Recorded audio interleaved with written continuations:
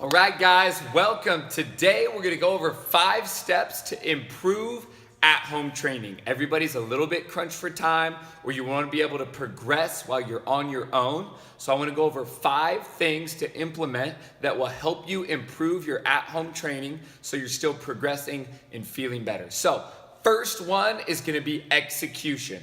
So how are you gonna execute your exercise? So right now, when you go, if you are executing an exercise, you're trying to think about what you're trying to move, what you are not trying to move, what is your starting position. So how are you gonna execute this exercise in a really good starting position? Every exercise has to start somewhere, so you wanna make sure that you really start from a proper position so you can be most effective with that exercise. Step number 2 is going to be your intention. So with your intention,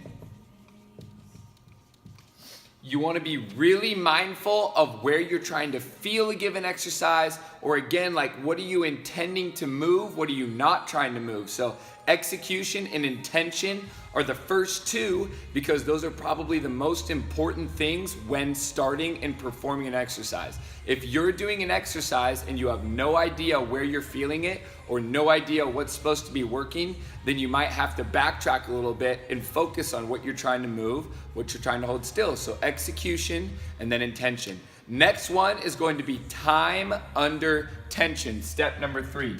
So time under tension. So I just put under tension. What you want to do is think about how much time you can spend actually contracting a given muscle tissue. So when you're at home or you have free weights, bands, even body weight, you're gonna have to spend a little bit more time slowing down and then really trying to focus on what you're trying to exercise. It's not a race. It's not a speed game. If you're really trying to challenge something or challenge it in a given joint position, you have to spend time in that joint position where you're trying to contract that muscle effectively. So time under tension is gonna be step number 3. Step number 4 is going to be rest period.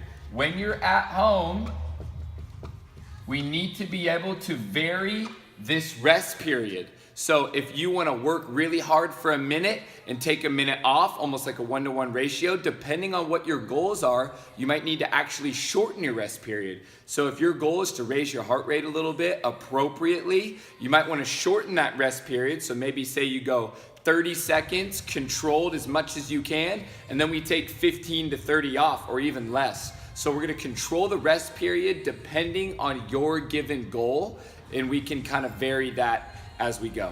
Last and the most important one for at-home training is you have to have a plan of action.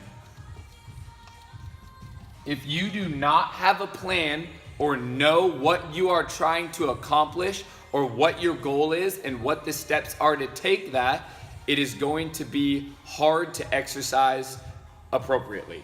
So have a plan of action. If I'm starting here and my goal is XYZ down here, what are the appropriate steps that you need to take in order to get there? And that's where I'm here to help you. I want to be able to help you, give you an assessment, give you plans, give you proper exercise, and show you how to work through those so that you can take steps to get to your goal. So what is your plan of action for that? So those are those 5 steps to help improve at-home training. We have execution, intention, we have time under tension, rest period, and then most importantly, your plan of action. Let me know what you think. Comment if you guys would like help or ask questions. Have a great day.